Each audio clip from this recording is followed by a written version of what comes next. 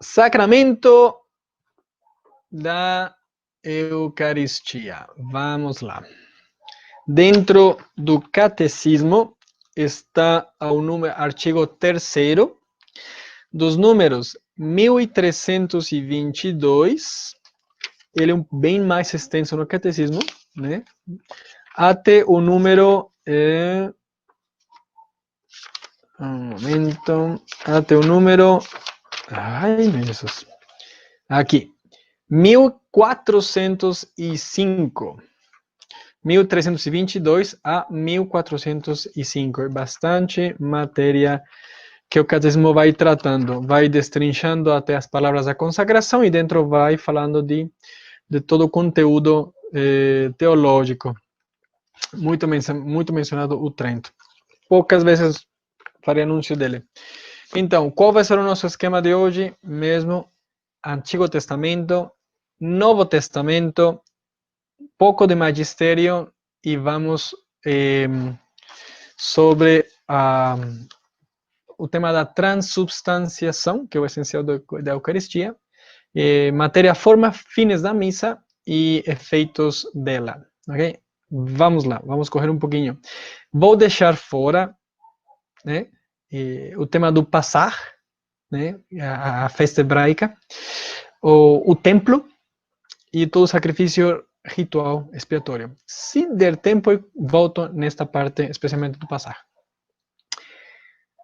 Caneta preparada? Vamos iniciar. Antigo Testamento, Eucaristia. Então, vamos lá com alguns pressupostos. Aqui eu não vou estar vendo vocês, mas estou aqui nas minhas anotações. Vamos a ver 4 pessoas, nas quais tem uma referência à Eucaristia, como prefiguração, e 3 figuras. 4 pessoas e 3 figuras. Então, uma frase, vamos iniciar com uma frase de Santo Agostinho, que ele diz em latim: Novus in vetere latet, vetus in novo patet. Santo Agostinho era um gênio para frases, né? Porque ela é bastante semelhante.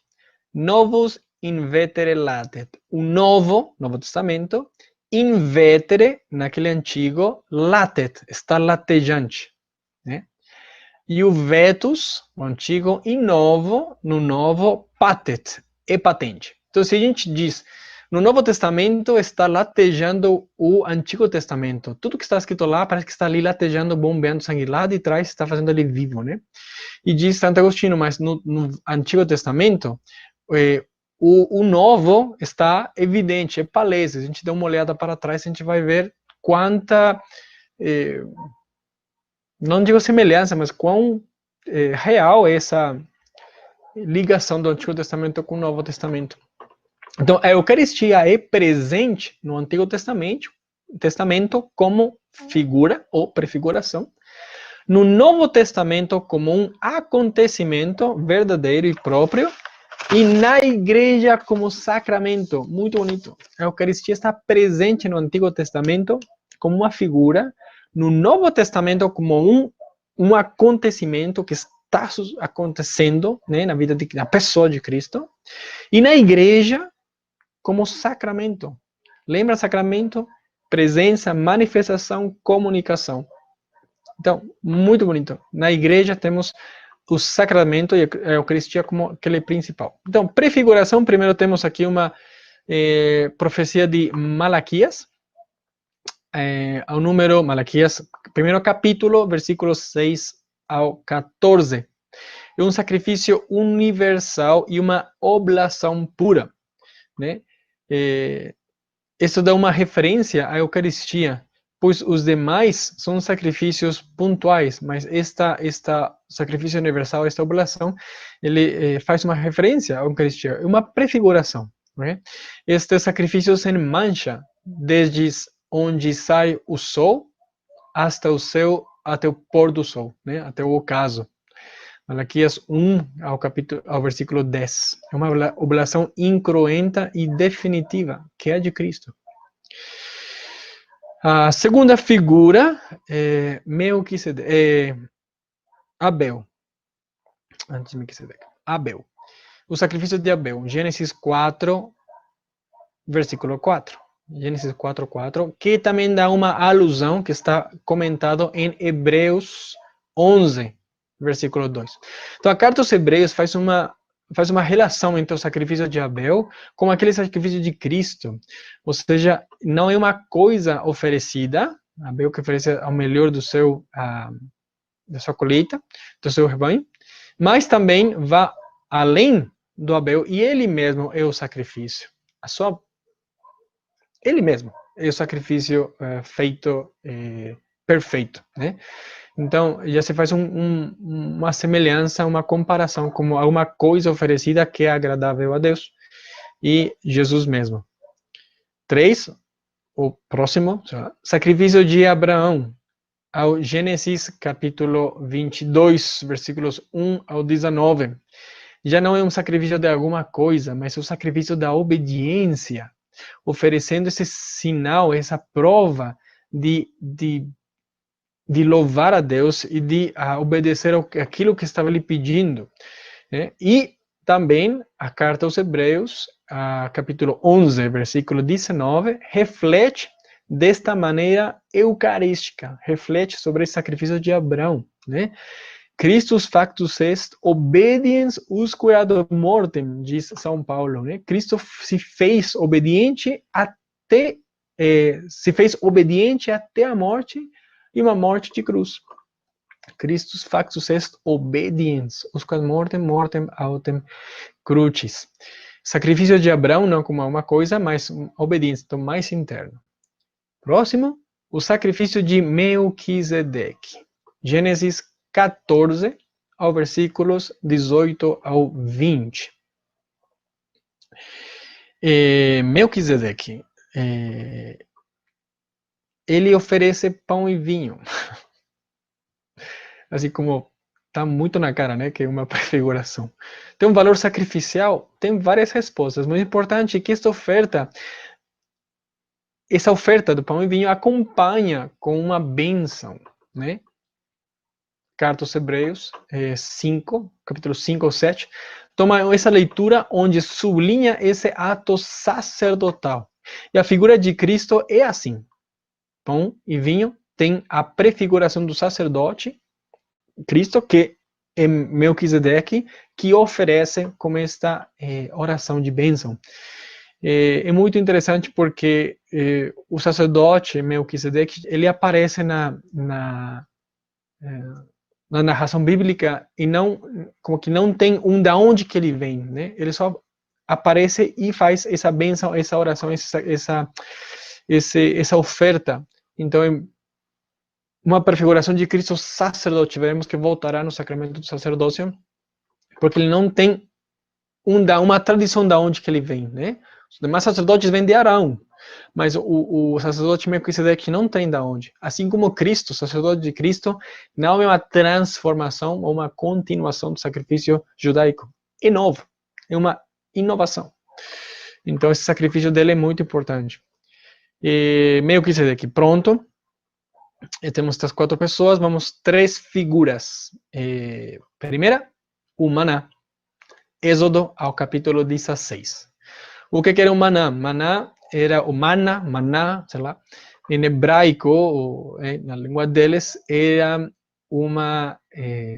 esse manu, né? M-A-N, espaço H-U, né? Se a gente vai transliterar, manu, que significaria o que é isto? O que é isto aqui? É literalmente, o que é isso aqui? A gente falaria isso, né? E esse maná era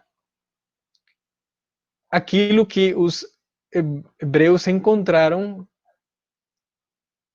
aquela farinha que eles encontraram. Então eles pegavam e diziam, Manu, né? Maná, o que é isto? E aí Moisés foi dizer, isso é o pão que Deus lhe manda para alimento de vocês. Assim como em Números 21 e 5, outra referência dentro deste pão, né, desta farinha, um pão de miséria. Em Êxodo 16, 15, um pão celeste dos anjos. Assim como veremos em João 6, é Cristo mesmo que tem essa leitura do maná, e ele mesmo diz: eu sou o pão que desceu do céu. Os vossos pais comeram o maná e morreram. Quem come deste pão e bebe deste sangue não morrerá jamais, viverá para sempre. Então, não temos nem que fazer uma prefiguração em muita leitura, é só ler o Evangelho, e Jesus mesmo faz esta leitura do Antigo Testamento em relação a ele. Uhum. Então, maná, na figura maior, né? Segunda figura, Salmo 81, 81, a flor de trigo. A flor de trigo, né? Diz...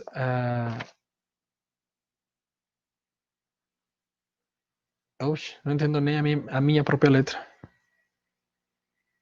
Eu alimentarei, eu o alimentaria, o meu povo, com a flor de trigo e o saciaria com o mel do rochedo. Exalta esse salmo o poder de Deus. Esta frase, este versículo que eu li é o versículo 17 do Salmo 81, ou entre parênteses 80. Eu alimentarei com a flor de trigo e saciarei com o mel do rochedo. Exalta o poder de Deus e como ele está evocando também essa terra prometida, onde está o que? O alimento definitivo, essa terra que emana leite e mel. E terceira figura, o cálice da salvação. Salmo número 115, especialmente o versículo 13, onde evoca também o Salmo 22, desse ceder. Ceder era aquele cálice, aquela taça utilizada na ceia pascal. E cumprindo os votos, né? Também essa oração elevada na taça da salvação, o cálice da salvação. O que poderei oferecer ao Senhor Deus? Né? O cálice da minha salvação. Se bem não é eucarístico por a gente pensar em pão, mas é o cálice da salvação, né? Pão e vinho que são oferecidos conjuntamente no nossa Eucaristia. Esse cálice seria o ceder da ceia pascal, que Jesus fará dando ação de graças, abençoa e dá aos céus. Pois muito bem, a conclusão é que a plenitude do amor de Deus, a comunhão em relação ao homem, em relação a Deus, tem essas prefigurações que descrevem uma realidade da Eucaristia. Ok. Isto em relação ao Antigo Testamento. Vamos ao Novo Testamento. No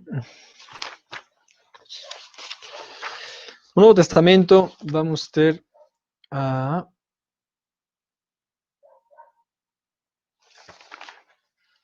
alguns textos principais da... deixa eu partilhar aqui a minha tela, um momento. Vamos partilhar aqui. Pronto. Aí estão vendo aquela folha que eu entreguei, eu mandei na primeira aula, né? Então temos aqui, eu quero colocar já logo a parte dos textos, né? O batismo, aqui está o Catecismo da Igreja Católica, né? Nesses documentos, nesses números, onde estão? Aqui estão os textos da Eucaristia, vou dizer, licença, pronto.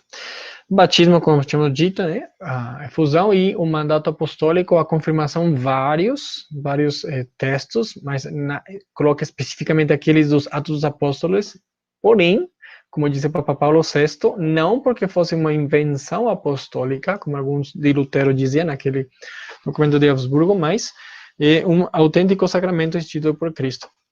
E a Eucaristia temos aqui os textos, Mateus 26, 26, Marcos 14, 22 e 24, Lucas 22, 19 e 20, e 1 Coríntios, São Paulo 11, 24 e 25. Um diria, cadê João? E veremos, João não tem instituição eucarística na narração da última ceia. Por incrível que pareça, o discípulo amado não coloca a narração da instituição eucarística na última ceia. ele a coloca em João 6, capítulo 6. Ele é um pouco extenso e é todo um discurso eucarístico. Ali que está, de uma outra forma, esta narração de Cristo, pão descido do céu. Mateus 26, e quando comiam, Jesus tomou o pão, abençoou, partiu e deu aos seus discípulos, e disse, tomai e comei isso meu corpo. Marcos 14, e comendo deles, tomou o pão, abençoou, partiu e deu-lo, e disse, tomai e comei isso meu corpo, e tomando o cálice, dando graças, deu, e todos beberam dele. E disse-lhes, isto é meu sangue, o sangue do Novo Testamento, que por muitos é derramado. Veremos a importância de por muitos, por vocês. Em alguns, por exemplo, aqui em alguns diz que por vocês é derramado para a remissão dos pecados. Lucas, tomando o pão e havendo dado graças, partiu e deu-lo, dizendo, isto é meu corpo, que vos é dado, faz tu memória de mim. Frase que só aparece em Lucas. Semelhante, tomou cálice, depois da ceia, dizendo, este cálice é o Novo Testamento no meu sangue, que é derramado por vós.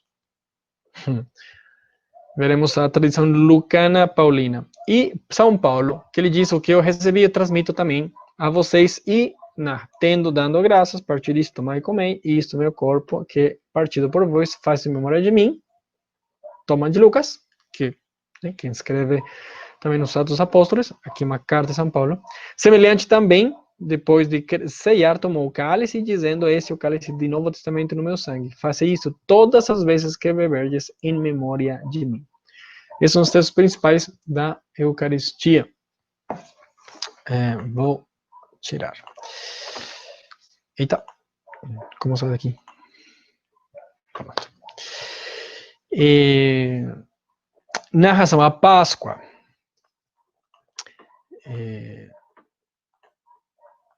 Aqui. Tema 7. A Páscoa. A Páscoa é o primeiro dia do ano. A ceia é uma ceia familiar. Você sabia que na noite não se podia sair da cidade? Sabido que Jerusalém, e só em Jerusalém a cidade, era só Jerusalém a cidade da salvação. A data, o dia 14 de Nissan, da Páscoa. Cristo, quando celebra a Páscoa, Jesus celebra a Páscoa um dia antes do dia estabelecido da Páscoa. Por isso a Páscoa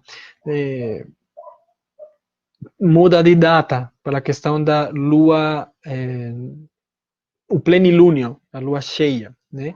Que vai mudar dependendo das fases lunares, porque era marcado a ceia pascal pela lua, né? O dia 14 de Nissan. Então, João não apresenta a última ceia como a ceia pascual, João 18, porque os sumos sacerdotes fazem tudo para celebrar a Páscoa, mas isto tudo acontece na Parasceva, no dia da preparação para a Páscoa. Os evangelhos estão escritos ali. Jesus adianta a sua ceia pascal. Então ele institui uma outra Páscoa. Eu tinha dito que pulei a parte da Páscoa, mas vamos lembrar, Êxodo, Páscoa vem daquele vocábulo hebraico passar, que significa o passo, né? Onde os hebreus tinham que colocar o sangue nas portas da casa para que o anjo exterminador passasse por cima delas e não ferisse o primogênito das famílias, ferindo só os egípcios. Aí eles saíram. Então, o passo do Senhor, essa Páscoa, e a partir daí, Moisés falou, vocês deverão celebrar e rememorar este dia como o dia que o teu Deus te tirou de Egito. Faz uma lembrança de novo aqui nas nossas primeiras aulas. Lembra de um conceito que eu falei de zikaron de memorial. Pronto. Então, para manter esse memorial de salvação, esse memorial que foi que celebra os feitos do Senhor, eles celebraram sempre a Páscoa, o dia que o Senhor passou e nos libertou de Egito. Então, Jesus em Lucas diz, eu desejei muito celebrar esta Páscoa com vocês, mas estamos lendo aqui que essa Páscoa foi celebrada no dia da preparação da Páscoa, é diferente. Então, Jesus tinha, podemos assumir, plena consciência que estava celebrando uma Páscoa, não no dia que era para ser a Páscoa, que adianta este dia, ok? Os textos da Eucaristia, já comentei, Marcos 14, Mateus 26, Lucas 22 e 1 Coríntios 11. Talvez ou o que se pensa, segundo os autores, né? O texto escrito mais antigo é aquele de Paulo, do 1 Coríntios, capítulo 11, né? No ano 55, ou seja, mais ou menos uns 20 anos depois de Cristo, né? Subir ao céu, ascensão, Pentecostes e tudo isso. Talvez o texto arcaico en aramaico de Marcos, o famoso Marcos aramaico, um texto que foi perdido dentro da tradição marcana, que é o texto, entende-se o texto mais antigo, mas que não foi mais arcaico, mas que não temos ele, se sobreentende que existiu aquele lá. Mas o de São Paulo é o texto mais antigo escrito e que permanece nos nossos a Sagrada Escritura. Temos então uma dupla tradição, aquela marco-mateana, né, que é um pouco mais judaizante, ou seja, evangelização dos judeus mesmos, e aquele lucano-paulina, um pouco mais gentil, ou seja, direcionado aos gentios, a conversão daqueles que não são judaicos, né, a evangelização aberta, aqueles não judeus, né. Então, vamos lá. Dentro do texto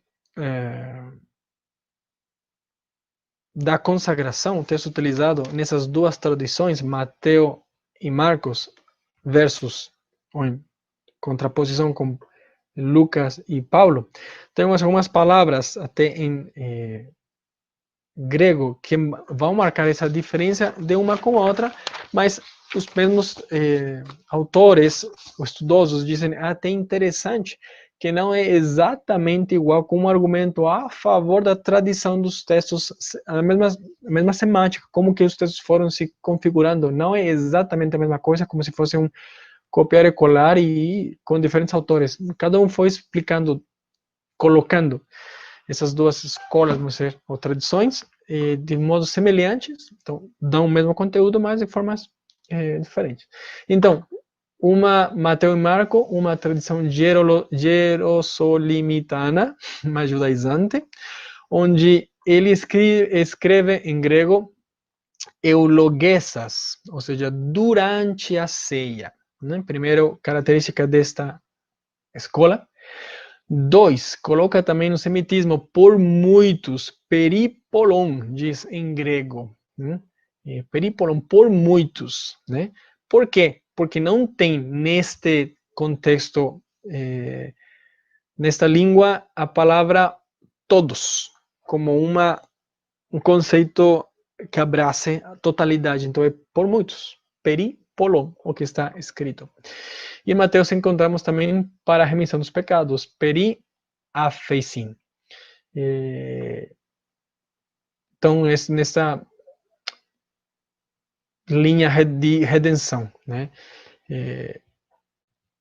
Paulo e Lucas, mais antioquena, em vista dos gentis, aqueles que estão se convertendo para o cristianismo, mas que não vêm de uma tradição judaica.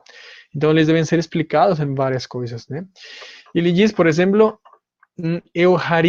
euharistesas ao início, é dizer, dando graças e depois da ceia. Aqui desaparece o por muitos e coloca por vocês. Interessante, porque não é por muitos como um conceito de todos, né? Mas coloca por vocês, ou seja, vocês que não são judeus também, né? Para vocês este anúncio de salvação. Eles não são judeus. E a parte da remissão dos pecados é ausente nela. Uma, sublinha esta aliança. Outro, a nova aliança. Ok? E añade Paulo e Lucas de fazer isto em memória de mim. Repetir este fato. Alguns pontos sobre a Páscoa. A ceia se prepara em família e as mulheres não estavam presentes. A lei permitia antecipar o sacrifício, mas o pão era sempre ázimo, aquela pressa de cozinhar o cordeiro, as ervas amargas, como se diz? Não se diz amargas, se diz azedas, um molho especial que eles colocavam, aquele jaruzete, molho que eles utilizavam, e as taças de vinho tinto misturado com água. Então, era um esquema, o jantar da Páscoa era um esquema de quatro taças, que em hebraico é o seder, 4 seder. Então, a ordem era assim: o primeiro seder tinha palavras, orações, ritos, tem a bênção dessa primeira seder, primeira taça, onde se experimenta e se come aquela erva e aquele pão ázimo. Aí, isso acompanha a primeira taça, o primeiro seder. O segundo seder, se inicia uma liturgia pascal. Então, se abençoa esse segundo seder e começa a catequese sobre a Páscoa iniciada diante da pergunta do membro da família homem mais jovem. Então, a criança perguntava àquele mais ancião que estava presenciando, dirigindo, presidindo o jantar. O que estamos fazendo aqui hoje? Então, ele tem que perguntar. Aí o mais velho vai ensinar a família toda e até os mais novos. Nós estamos comemorando o dia em que Deus, com braço forte, nos tirou do Egito. Então, acentua muito esta atualização, este memorial, este zikaron. De que aquilo que Deus faz hoje também, atualiza esse mistério, esse memorial que traz até nós, e se come o cordeiro. Posteriormente chega o terceiro seder, terceiro cálice, se abençoa e se faz algumas outras bênçãos sobre o jantar, sobre as pessoas. Finalmente, a quarta taça, que se abençoa ela, a oração de bênção dessa quarta sede, taça, e com isso termina o jantar. Então, as palavras da instituição, segundo os estudosos das escrituras, da tradição, etc., da tradição judaica, chega à conclusão, aceita que as palavras da instituição da Eucaristia acontece ao final do segundo seder, da segunda taça, né? Lembramos que aí se fazia a pergunta e se comia o zicarão. Quando, no esquema que eu acabei de falar, o pão ázimo se come após o primeiro seder, mas estudiosos estão dizendo que a instituição da Eucaristia aconteceria ao final do segundo seder. E a instituição do vinho, do cálice, do sangue de Cristo, ao início do terceiro seder. Se abençoa a terceira copa, a terceira taça, e se faz umas outras bênçãos. Então, característica da ceia pascal feita por Jesus Cristo: não tem cordeiro. O jantar pascal era essencial ao cordeiro, porque eu sustento que alimentar a peregrinação desse povo saindo do Egito. Eles iam ter um cordeiro e deveria ser consumido tudo. Por isso diz que se a família era muito pequena, se juntasse com uma outra para comer ela por inteiro, né? Então, esse era o alimento de saída desse povo, né? De libertação.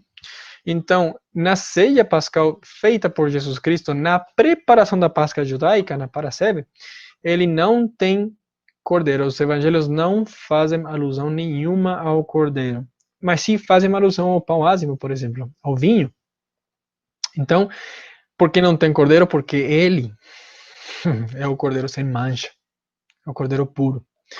Então, esta também é outra característica histórica, podemos assumir, dessa ceia pascal de Cristo. O caráter religioso da última ceia resume e concentra aquilo que acontece no povo nos dias de Egito. Para um hebreu, celebrar a Páscoa é a preparação e a espera da vinda do Messias. Então, tudo os movimentos, os gestos que fazia com plena consciência. Por isso, não só é um seguir, mas é um assumir a Páscoa. Uma interpretação. A Páscoa como a morte suficiente de Cristo. Uma acentuação mais cristocêntrica. A morte de Cristo como a Páscoa. Assim como teve o passo do anjo, que faz a morte dos primogênitos para que o povo saia. Então, uma acentuação pode ser sublinhar a morte de Cristo. Outra, a Páscoa como um passar, como um passo, né? O mais antropocêntrico da ação do homem que está passando de uma situação a outra, de escravo a liberto. Santo Agostinho, é um passo através da paixão de Cristo. Então aí ele como que une esses dois acentuações. Uma acentuação cristocêntrica da sua morte, suficiente para a nossa libertação, e antropocêntrica, ou seja, do homem que faz esta passagem. Esta passagem que é deste mundo ao Pai, mas através da morte de Cristo. O que ele falou, o transitus per passionem, o passagem pela paixão. Ok. Algumas palavras interessantes utilizadas dentro das palavras da consagração, né? E já faz algumas alusões ao texto de João, que não está presente na narração da instituição da Eucaristia, da última ceia, e sim em João 6. João 6, como discurso eucarístico. Em hebraico tem um vocábulo que é o beraká, que este gesto, esta ação de tomar o pão para fazer esta bênção, né? Temos este pão. E tem a ceia pascal tem várias bênçãos acontecidas no decorrer da ceia, né? Então, desde beraká, a ação de tomar o pão. Então, em grego diz tuto estin to soma mu. Eu sei que se escuta muito estranho, né? Mas, bom, isso é o grego. Tuto estin to soma mu. Tudo se refere ao pão. Tuto é aquilo. Isto. Nós dizemos em português, isto é o corpo de mim. Tuto, isto, estin é, to soma, o corpo mu, de mim, em grego. Então, se refere ao pão, não tanto à ação de tomar. Isto não é ação, mas este pão que está sendo oferecido, né? Este não está, por exemplo, na narração de Lucas, mas em hebreu e em aramaico não está este vocábulo.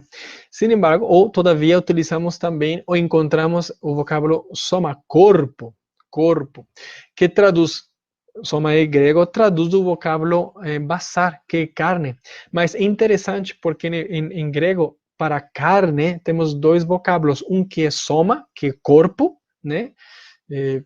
Corpo, mas também temos o vocábulo sarx, que é carne até humana, o nosso que está aqui. E é interessante como o vocábulo em grego de João 6 utiliza, quando diz, este é o meu corpo, né? Quem come deste pão, mas quem come o meu corpo não morrerá jamais, utiliza o vocábulo sarx, ou seja, foi muito gráfico, foi, né, o impacto que nós lemos João 6, que as pessoas estão escutando Jesus falar e diz, mas como que ele pode dar sua carne para comer? Porque literalmente era utilizar esse vocábulo, carne, né? Nós entendemos, claro, à luz da fé, à luz da tradição, à luz da nossa igreja, os sacramentos, mas eles não, os judeus que estavam escutando aí nesse momento não tinham sacramento, eles não venham uma hóstia, como nós agora entendemos e compreendemos o valor espiritual, a realidade, a presença de Cristo ali. Eles estavam vendo uma pessoa, um rabi, um mestre da lei, era muito seguido, muito famoso, que está dizendo, quem come minha carne e bebe meu sangue não morrerá jamais. É muito forte o anúncio da Eucaristia em João 6. Seguinte, oferto. Oferto em aramaico. Esse oferecimento em sentido de oblação de oferecimento, de entrega, que depois também os latinos vão colocar como traderetur e fundetur, que será derramado, entregue e derramado. Então, é interessante como nos vocábulos antigos tem várias alusões a uma forma passiva, a uma forma ativa. É oferecido ou será derramado. É diferente. É oferecido está presente para um sacrifício. Então, é oferecido, é assumido como uma oblação agradável. Mas é derramado, entregue já, é um verbo mais de movimento, mais de ação. Não é só me apresentar como oferenda, mas também de efusão. Será derramado, entregue e derramado por todos. Aqui temos algumas diferenças. Alguns colocam muitos, Mateus, coloca por uma multidão, Marcos, e coloca por vocês, Lucas, e a de Coríntios, São Paulo. Acho que também o texto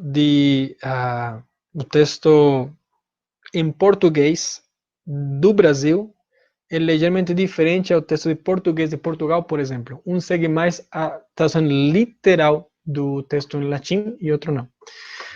Em espanhol, posso sim. fazer uma pergunta rapidinho? Só para Sim. não fugir aqui. A gente sabe que a festa da Páscoa, ela é uma festa judaica, certo? Não seria, talvez, assim, né, correto nós fazermos a Santa Ceia no dia da festa da Páscoa? Então, essa é a novidade. Justo nisso está a novidade. Porque Jesus não oferece um cordeiro sem mancha. Eu pulei um tema, né? Que era a Páscoa, a explicação do rito da Páscoa.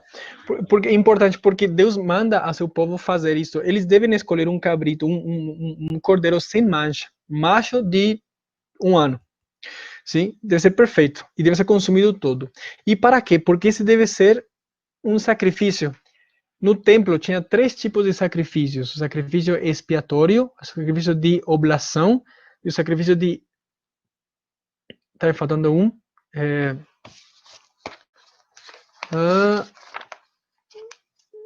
Sacrifício de holocausto. Pronto, sacrifício de holocausto, de expiatório e de oblação.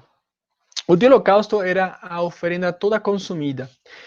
De sacrifício de comunhão, a oferta era também dividida, uma parte para Deus queimada, outra ficava para sacerdotes, outro ficava para o oferente. Então todos comiam, todos era comunhão, né?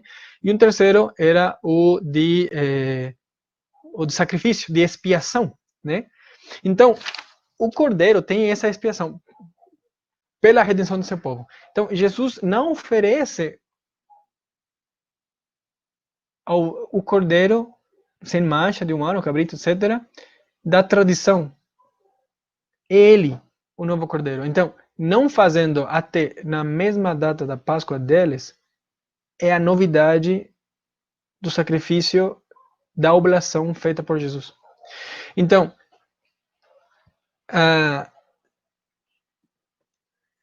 assim, dizer que não será melhor correto se a gente faz a nossa Páscoa na Páscoa deles, bom, não sei se não correto, mas é que o Jesus mesmo não fez na Páscoa deles, né? E é uma diferenciação enorme, porque tudo que é a prefiguração torna-se novidade, torna-se plenitude em Cristo. Okay? Então, é o momento no qual Cristo é sacerdote, vítima e altar, porque é através dele que nós podemos oferecer as nossas próprias vidas a Deus, né? Como altar da salvação. Então, há muitas novidades neste momento da última ceia. Então, sim, não é mesmo. E, por exemplo, parênteses, os primeiros cristãos, eles seguiam a Cristo. Onde e quando que eles iam rezar? Bom, eles iam rezar no dia consagrado à oração, que era o sábado. E onde que eles iam rezar? Ao templo, às sinagogas, porque era o lugar de oração. Mas, aos poucos, eles foram se diferenciando. Mas a gente não estamos seguindo, não estamos rezando a Deus esperando o Messias. Não, a gente já aceitou Jesus como Messias. Então, não, temos que diferenciar a nossa oração. Então, eles começaram também a rezar no dia do Senhor, Dies Domini. Foi domingo. E nós temos hoje em dia o domingo como dia de culto, não o sábado, não o dia do descanso. Né? Tá, começa a haver certas diferenciações também nessa parte. Tá bom. Mas, parênteses, né? Porque a sua pergunta foi mais em relação de fato à instituição. Então, eu acho que não seria como, não sei se dizer o correto, mas o que Jesus fez a sua última ceia. Por isso, li um pouco antes. No dia da preparação da Páscoa, ele manda seus discípulos a preparar a ceia, né? Então, podemos entender que é bastante consciente, que não é o dia da Páscoa judaica. Mais interessante ainda, momento da crucifixão. Quando que nosso Senhor falece na cruz? No dia em que o cordeiro no templo é imolado.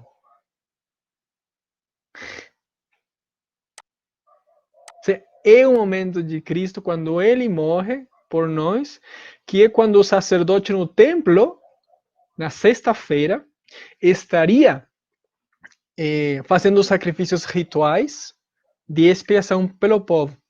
Okay? E é nesse momento também no qual, diz a Sagrada Escritura, o véu do templo se rasgou de fora a fora e ficou exposto esse Sancta Sanctorum, porque não tem mais este lugar no qual Deus habite como forma simbólica, nesse Sancta Sanctorum, que não tinha nada. Era o lugar onde o sacerdote entrava e pronunciava em voz alta o nome de Yahvé, que era impronunciável. Né? E Deus se comunicava com seu povo. Antigamente deveria ter tido o maná, uma porção do maná, o cajado de Moisés e as tábuas da lei. Essas três coisas que carregava esse cofre, perdeu-se. Mas o Santo Santorum ficou como isto, né? Então, rasgou o véu do templo, não tem mais aquilo. Agora, o Santo Santorum é ele. Que é o momento do sacrifício ritual, é substituído pelo sacrifício dele na cruz. Então, é muito rico tudo que... É muito rico tudo, até a simbologia. Ainda mais imagina o significado. É verdade. Tem todo sentido mesmo, né? Ele derramou sangue por nós e aí foi mudado. Vamos dizer que mudou, né?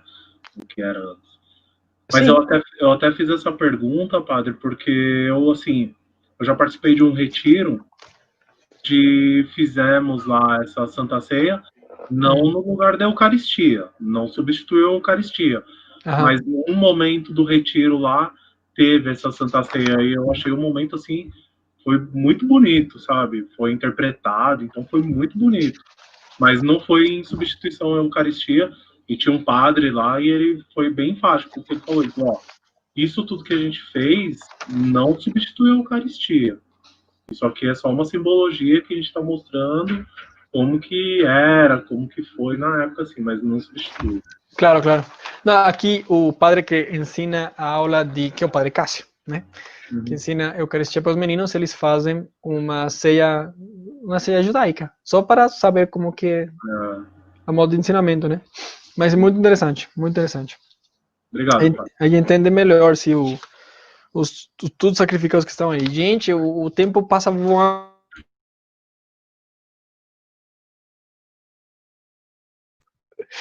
Vamos lá. A Eucaristia, então, Eucaristia, Novo Testamento, narração dos sinóticos, Mateus, Marcos, Lucas, sabendo que Mateus e Marcos pertencem a uma certa tradição, mateana, marquiana. Lucas e São Paulo têm uma outra tradição, entre eles se complementam, e João, que não é um evangelho sinótico, não tendo a narração da última ceia, a tem em João 6, onde diz toda a simbologia feita nele, completa, do maná, o pão que desceu do céu. Os vossos pais comeram do maná e morreram. Quem come a minha carne e bebe meu sangue não morrerá jamais. É muito gráfico, é muito palese, Jesus se apresentando como tal. E tão gráfico foi, que no finalzinho desse evangelho diz, e a partir dali muitos não estavam mais seguindo ele. Lembra? Que foi forte, tá louco? Como vamos comer sua carne? Mas, enfim. A igreja nascente. Vou passar aqui a parte da parte história. A igreja nascente. Então, como que a igreja foi percebendo essa Eucaristia? De várias coisas dentro delas. Primeiro, tinha ensinamentos. A Didache, marca isso. Tinha ensinamentos. A Didache é aquele documento do início do cristianismo ano 100, que narra muitas das coisas dos primeiros cristãos. Então, dá uns ensinamentos, a comunhão, a koinonia do povo que está ali, a fração do pão, eles se reuniam para o momento da fração do pão, e a oração. E dentro de tudo estava a Eucaristia. Ou seja, já era uma ação eclesial da igreja nascente. Temos em Atos 2, 42, 47, Atos 20, 7 e 18. Temos a primeira Eucaristia narrada por Paulo, 1 Coríntios, capítulo 10, 14 e 18, onde ele faz primeiro uma alusão a este sacrifício dos povos pagãos aos ídolos, porque para os novos católicos, São Paulo diz, não podem vocês comerem essa carne oferecida aos ídolos. Por quê? Porque era entrar em comunhão. O que eles faziam? Comiam o que ele é oferecido. Então era como entrar em comunhão com aquele que está sendo oferecido, né? Então, duas coisas, na carne e no sangue está toda a nossa corporidade. Então, comer a carne e comer o sangue é estar em plena comunhão com aquele que está sendo oferecido.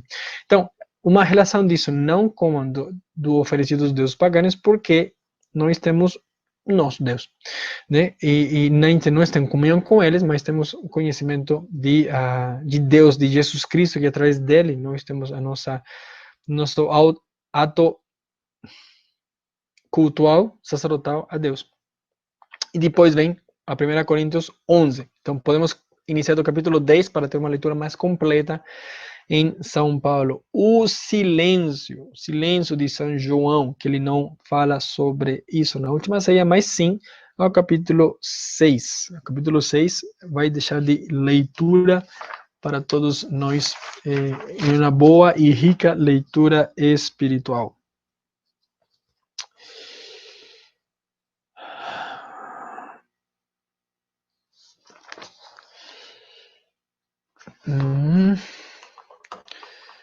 Vou descer um pouco aqui ao capítulo. Na igreja nascente, um pouco mais para frente, né? Temos alguns padres da igreja que praticamente temos 3 momentos que sublinham da Eucaristia como uma presença sacrificial, 2, também apologético, para poder defender aquilo, diferenciar contra muitas heresias que foram aparecendo, sejam cristológicas, e tinham, claro, as suas consequências na Eucaristia, nos sacramentos em geral. Presença, apologético e sacrificial. Então, São Justino, já ele diz que este pão e este vinho não são comuns, mas são do Senhor, ou seja, não é qualquer um, é aquele do Senhor, aquela presença que se deu por todos nós, sacrifício. Hipólito, bispo de Roma também, século III, também coloca esse sinal de união do povo com Deus, uma oração. A Hipólito, aquele cânon 2 da Santa Missa, então muito vai aparecer, vai pegar do que ele foi falando para nós. São Inácio de Antioquia, por exemplo, na carta a Esmirna e aos Efésios, ele vai contra o docetismo, e ele vai dizer, é verdadeira carne. é verdadeira sangue, porque o docetismo dizia que era uma apenas aparência de, mas não estava presente, como uma espécie de simbolismo, simbologia. E ele já está dizendo que ataca essa posição e afirma a presença de Cristo na Eucaristia. Os santos padres, em geral, colocam ele como um sacrifício e como uma Eucaristia memorial da cruz, né? Esse elemento redentor e sacrificial. Quem vai fazer mais um trabalho da Eucaristia como presença vai ser um pouquinho mais para frente com Santo Agostinho, com Santo Tomás, né? Nas questões 75, especialmente da terceira parte, quando fala dos sacramentos. Da Suma Teologia, terceira parte, a questão 75. Então, sim, há uma linha soterológica de salvação, mas especialmente de sacramento presencial. E aqui Santo Tomás, como bom escolástico, e começou a fazer diferenciações sobre todas essas coisas e embananou nas nossas cabeças, porque ele vai dizer: atenção ao tema da substância e os acidentes. Aqui um tema complicado, né? Até envolve mais filosofia e metafísica, mas todas as matérias, as coisas que nós vemos, têm uma substância e tem acidentes. Este aqui é um livro, é uma substância. E tem certos acidentes, como, por exemplo, a sua coloração ou a sua quantidade, né? Todas as coisas são substâncias e os seus primeiros acidentes são a quantidade e a qualidade. E através delas nós enxergamos e conhecemos todas as coisas. Então diz, o que nós temos na Eucaristia, Santo Tomás? Bom, nós temos não a substância do pão, mas apenas os acidentes do pão. Uma coisa que a gente pode compreender e entender, mas tudo isso é ação divina, isto é possível porque Deus quis assim. Esse é o milagre da Eucaristia, que ele realmente presente na Eucaristia, no seu corpo glorioso e sangue, na sua divindade presente ali, total, o Cristo total presente na Eucaristia, e nós dizemos sob o véu do pão e do vinho. Ou seja, sobre os acidentes do pão e do vinho. Não tem mais. Gente, depois da consagração, não tem mais pão. Não existe pão. Existe o Cristo total, eucarístico, sacramental, sob as espécies do pão e do vinho. Isto porque teve quem disse na história da igreja, que dizer, não, isso não, Cristo na Eucaristia não é uma transubstanciação, é uma espécie de empanação, isso que também é estranho, né? Como se o Cristo fosse entrar no pão, e então a gente vê o pão. Mas Cristo também está ali, mas está mais ou menos. Não, não é uma empanação, é uma transubstância, muda a substância, é Cristo total. Outra das heresias ou tendências era dizer que está a modo de memorial. Façam isso em memória de mim. Então, se faz a Eucaristia, tudo como nós conhecemos agora, mas Cristo não está presente ali, apenas um memorial muito significativo. A quem nos escuta isso aqui? Lutero. Cristo não pode estar presente, porque um sacramento que salva, não, só a fé salva. E claro que Cristo. Mas Cristo não colocou, deixou isso escrito? Sim, deixou escrito aqui, deixou em fazer memória dele. Então, façamos, mas não está presente. Apenas a memória e a obediência daquilo que ele deixa, mas não está presente. Então, não, nada disso. Aí Santo Tomás falou transubstanciação, falou mudança da substância, ficam apenas os acidentes do pão e do vinho. Aí vai começar os diferentes concílios até chegar ao nosso concílio paisão dos sacramentos, Trento, onde diz o sacramento da Eucaristia que tem a presença real de Cristo em toda a sua integridade, o Cristo total sacramentado.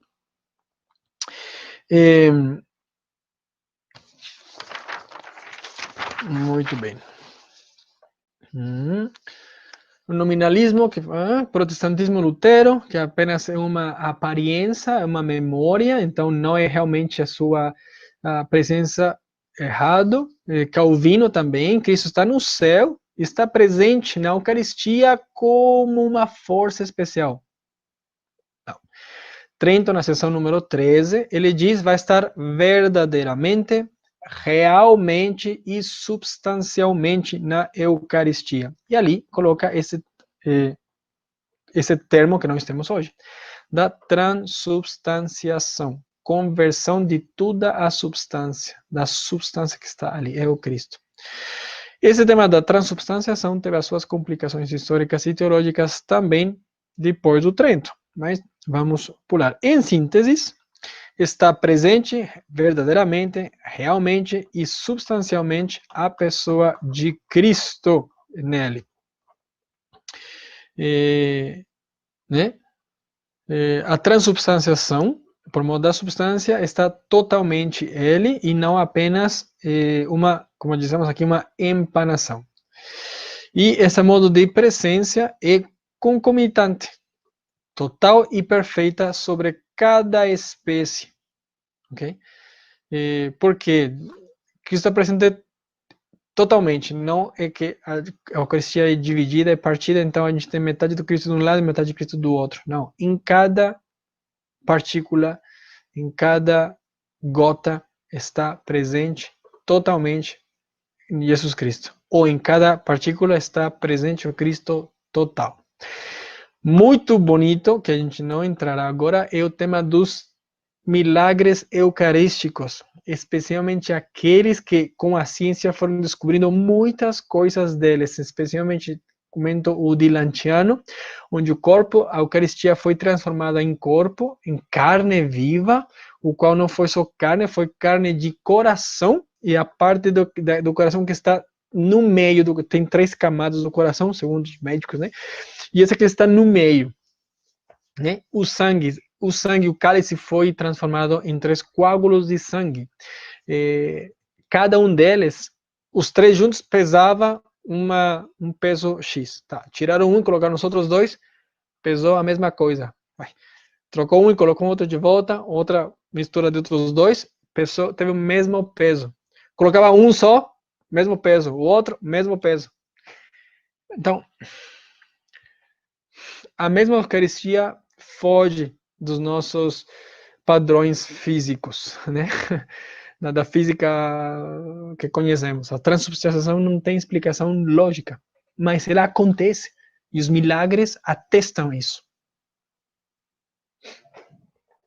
É muito, gente, muito bom. Muito incrível, muito, muito bom. Ai, que hora é? Ai, 10:10. A parte da Eucaristia como... deixa eu colocar...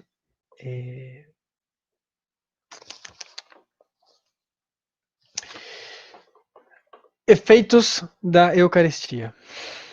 Ok, vamos lá. Efeitos da Eucaristia. Acrescenta em nós a vida e a união em Cristo. Nos separa do pecado, ele não apaga os pecados, mas nos ajuda a afastar-nos do pecado. Né? Não vou entrar em pecado mortal, pecado venial. A Eucaristia ajuda a apagar os pecados veniais, mas especialmente nessa separação do pecado e o apego ao mundo. Nos une mais intimamente ao corpo místico de Cristo, que é a Igreja. A Igreja como esse corpo místico de Cristo, a Eucaristia, centro e fonte de toda a vida eclesial. Okay?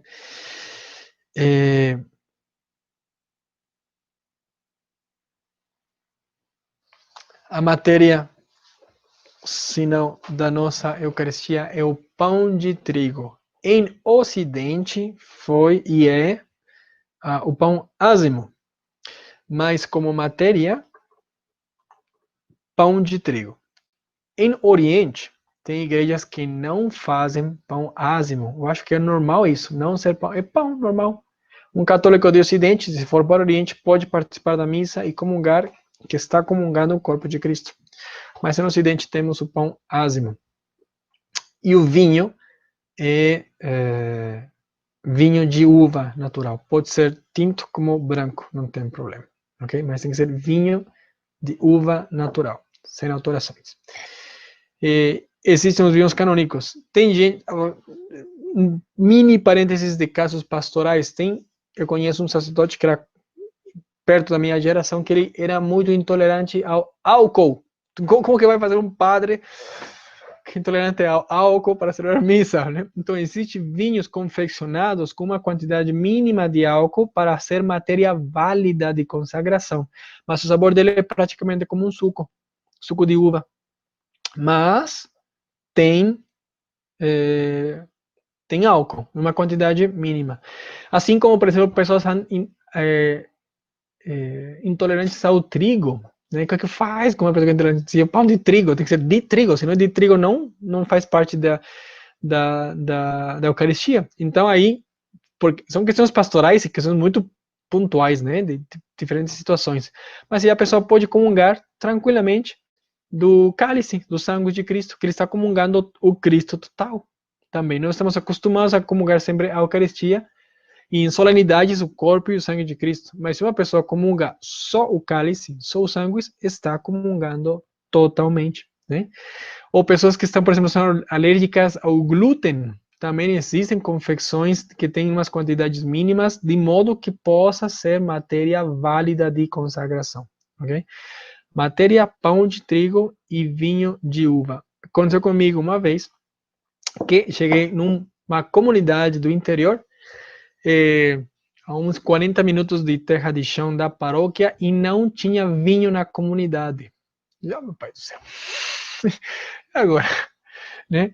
Como tinha um rapaz que tinha moto, eu falei, parei, deixa que eu vou. Era Vigília Pascal, Vigília Pascal, sem vinho. Ave Maria Puríssima. Aí ele foi para a matriz e voltou. Porque dava tempo que tinha 7 leituras, tinha rito batismal, tinha homilia, então até o ofertório aconteceria passar 1h15. Então ele deu tempo de ir e voltar.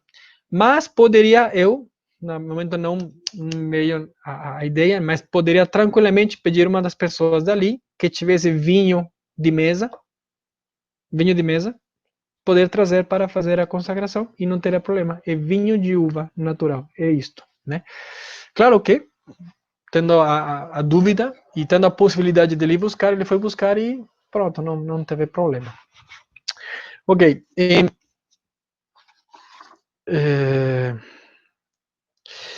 O sacramento, esse tema da matéria, diz assim o documento da igreja: a matéria do sacramento da Eucaristia é pão de trigo e vinho da videira, a qual, antes de serem consagrados, o vinho deve se misturar com um pouquinho de água.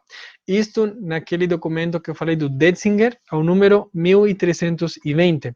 Existe também um documento que se chama Mediator Dei. Mediator Dei, que ele também vai ser bastante utilizado em temas da Eucaristia, porque ele vai sancionar certas coisas. Um tema que não tratei é o abuso eucarístico. Talvez eu comentar alguma coisa. Abusos eucarísticos. Perigoso. Perigoso. Por exemplo, nesse problema de pandemia, né, que não pode ir nas igrejas, blá, blá, blá, blá. Ai. Se pensou, não sei se fez, mas pelo menos se escutou por aí, este tema da Eucaristia Delivery. Não dá, gente. Não dá. Não é só por respeito, é por sagrado. Abusos eucarísticos, cuidado. Enfim, mas vamos voltar ao tema da Eucaristia enquanto matéria. Agora, 4 fines da Eucaristia, fines da missa. Eu tenho uma frase muito fácil, que é: a missa serve, ou o fim da missa é para. De novo a palavra para. Cada letra tem o seu significado: pedir, agradecer, reparar e adorar. Então vocês não vão esquecer. Para.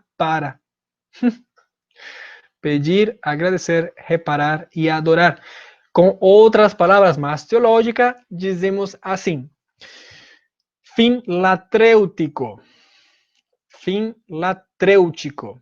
Que este documento Mediator Dei vai nos iniciar deste ato de adoração expressado especialmente no glória, que se dá louvor a Deus. Às vezes não diz, cantemos agora todos juntos o hino de louvor, que a missa tem esse sentido latrêutico, de adoração, de louvor a Deus por tudo que Ele está em nós. 2, fim eucarístico, que é de agradecimento. A palavra em grego de Eucaristia, que vem de Eucharistos, significa literalmente isso. Um significado é agradecimento, bom agradecimento. Eucharistos. Então, o Mediator Dei, novamente, nos vai ensinar como essa ação de graças é particularmente expressado muitas vezes nos prefácios dentro da missa, mas a missa toda já é uma ação de graças a Deus, né?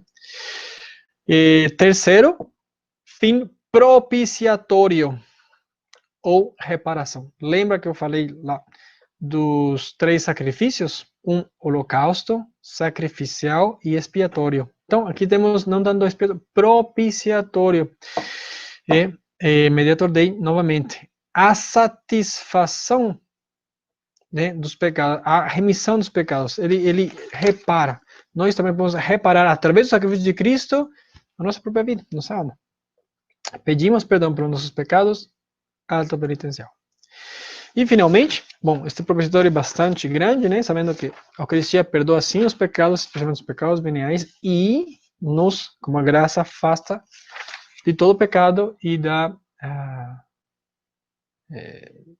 do apego da alma às coisas do mundo. E, finalmente, o quarto fim, impetratório. Não é estranho. Impetratório, ou de adoração, de oração.